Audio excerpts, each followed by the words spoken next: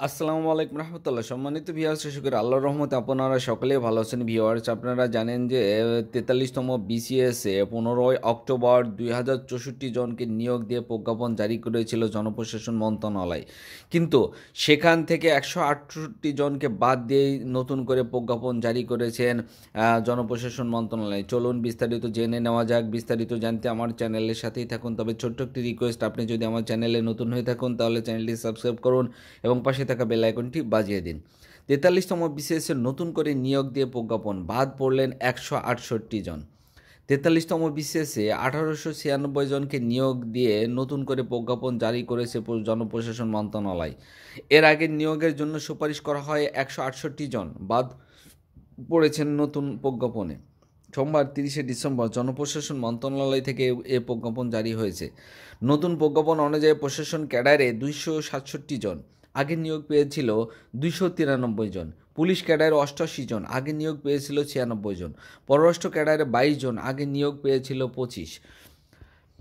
তবে নিয়োগপ্রাপ্তদের আগামী 15 জানুয়ারির মধ্যে সংশ্লিষ্ট ক্যাডার পদে নিয়ন্ত্রণকারী মন্ত্রণালয় কর্তৃক পদায়ন করা কার্যালয়ে যোগদানের জন্য বলা হয়েছে। ওই মন্ত্রণালয় থেকে কোনো নির্দেশ না পেলে ওই তারিখেই তিনি সংশ্লিষ্ট মন্ত্রণালয়ে যোগদান করবেন।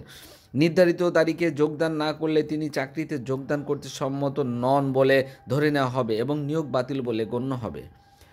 প্রজ্ঞাপনে বলা হয়েছে, নিয়োগপ্রাপ্তদের লোকপ্রশাসন প্রশিক্ষণ কেন্দ্রে বা সরকার নির্ধারিত প্রতিষ্ঠানে বুনিয়াদী প্রশিক্ষণ নিতে হবে। প্রশিক্ষণ শেষে চাকরি সংশ্লিষ্ট প্রতিষ্ঠানে পেশাগত বিশেষ ধরনের প্রশিক্ষণ নিতে হবে।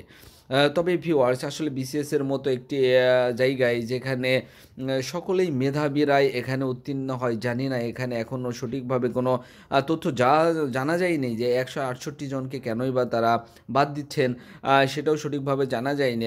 তবে এটা আসলে উচ্চ মহলের একটি বিষয়, কারণ বিসিএসের মতো জায়গায় এখানে অনেক কিছুই গুরুত্বপূর্ণ সহকারে দেখা হয়। তবে যারা বাদ পড়েছেন, আল্লাহ তাআলার জন্য তাদেরকে উত্তম রিজিক দান করেন এবং ধৈর্য ধরার তৌফিক দান করেন। কারণ বিসিএস একটি চড়াই উতরাই জায়গা, যেখানে অনেক পথ পাড়ি দিয়ে সেখানে আসতে হয়। তবে সকল বিসিএসে যারা এবার 43তম বিসিএসে যারা নিয়োগপ্রাপ্ত হয়েছেন তাদেরকে সাধুবাদ জানাই এখানে শেষ করছি। তবে ভিউয়ার, যারা এখনও আমার চ্যানেলটি সাবস্ক্রাইব করেননি, অতি দ্রুত চ্যানেলটি সাবস্ক্রাইব করুন এবং পাশে থাকা বেল আইকনটি বাজিয়ে দিন। আসসালামু আলাইকুম রহমতুল্লাহি ওয়া বারাকাতুহু।